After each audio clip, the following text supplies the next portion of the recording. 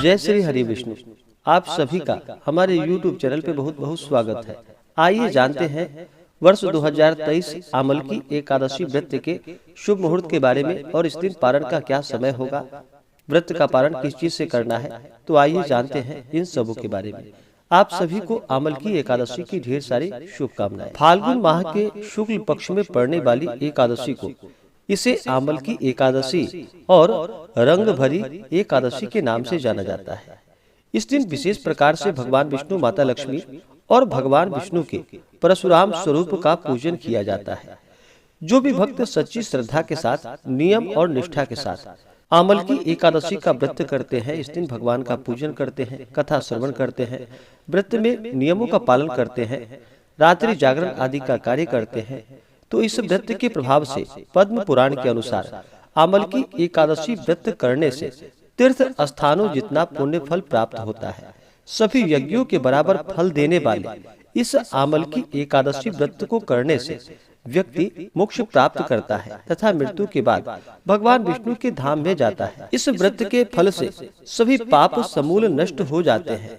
इस व्रत का पुण्य 1000 गौदान के फल के बराबर होता है। जो भी एकादशी का व्रत करते हैं उन्हें एकादशी व्रत के लिए, जो कि दशमी के दिन से ही व्रत में नियमों का पालन करना पड़ता है। दशमी तिथि के दिन सूर्यास्त होने से पहले ही शुद्ध और सात्विक आहार ग्रहण करनी चाहिए और दशमी की रात्रि को, जो कि ब्रह्मचर्य का पालन करते हुए भगवान नाम का स्मरण करते हुए सोना चाहिए। एकादशी तिथि के दिन सुबह उठ करके नित्य क्रियाओं से निवृत्त होकर के गंगा नदी में स्नान करना चाहिए। वहां स्नान न कर पाए तो घर के नहाने के पानी में थोड़ा सा गंगा जल मिला करके स्नान करना चाहिए। शुद्ध वस्त्र धारण करना चाहिए और फिर व्रत का संकल्प लेना चाहिए। भगवान विष्णु, माता लक्ष्मी और भगवान परशुराम से प्रार्थना करनी चाहिए। एकादशी तिथि के दिन, जो कि दिन रात्रि उपवास रहते हुए व्रत को धारण करना चाहिए। जो उपवास नहीं रह पाते हैं वो एक समय फलाहार का प्रयोग करें। और इस दिन एकादशी तिथि के दिन, जो कि आमलकी एकादशी के व्रत में इस दिन विशेष प्रकार से आमले वृक्ष के नीचे पूजन बैठकर करने का इस दिन विधान है। आमले वृक्ष के नीचे, जो कि कलश को स्थापित करके उस पे भगवान विष्णु, माता लक्ष्मी या भगवान परशुराम की प्रतिमा को स्थापित करके पूरे विधि विधान के साथ पंचोपचार या षोडशोपचार पूजन विधि के द्वारा इनका पूजन करना चाहिए और आमलकी एकादशी व्रत कथा को श्रवण करनी चाहिए, भगवान की आरती करनी चाहिए। इसी प्रकार से सुबह और शाम के भक्त पूरे विधि विधान के साथ एकादशी के दिन पूजन करना चाहिए। उस दिन रात्रि जागरण करें। जहाँ तक अगर एकादशी व्रत में जागरण करते हैं तो इसका कई गुना पुण्य फल प्राप्त होता है। तो जहाँ तक हो सके जागरण आदि का कार्य करना चाहिए और अगले दिन यानी द्वादशी तिथि के दिन जाकर के सुबह उठकर स्नान करके शुद्ध वस्त्र धारण करके भगवान का पूजन और आरती कर ले। उसके बाद ब्राह्मणों को भोजन करवाए, ब्राह्मणों को दान और दक्षिणा दे और फिर समय के अनुसार व्रत का पारण करना चाहिए। इससे अनंत गुना पुण्य फलों की प्राप्ति होती है। तो आइए जानते हैं आमलकी एकादशी रंग भरी एकादशी व्रत के शुभ मुहूर्त और पारण समय के बारे में। एकादशी तिथि प्रारंभ समय, जो कि 2 मार्च 2023 दिन गुरुवार सुबह 6:41 और एकादशी तिथि की जो समाप्ति होगी वह 3 मार्च 2023 दिन शुक्रवार सुबह 9:12 पे एकादशी तिथि की समाप्ति होगी।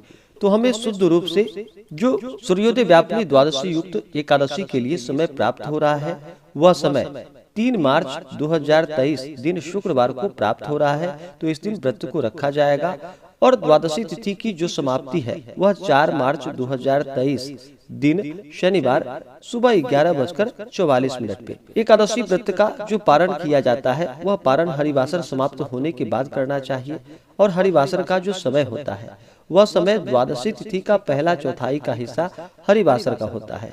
तो इस दौरान व्रत का जो पारण है वह पारण 4 मार्च 2023 दिन शनिवार को व्रत का पारण किया जाएगा और पारण का जो समय होगा वह समय सुबह 6:48 से सुबह 9:09 तक व्रत का पारण किया जाएगा।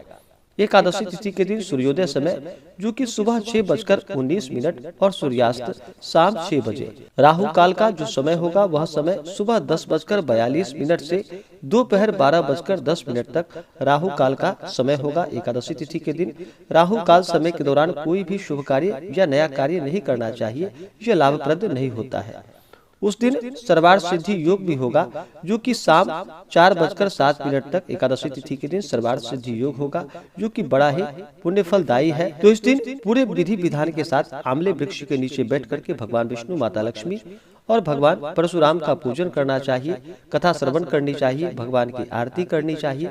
इससे भगवान अति प्रसन्न होते हैं और अपना कृपा प्रदान करते हैं। तो आशा करता हूँ कि यह जानकारी आपको अच्छा लगा हो।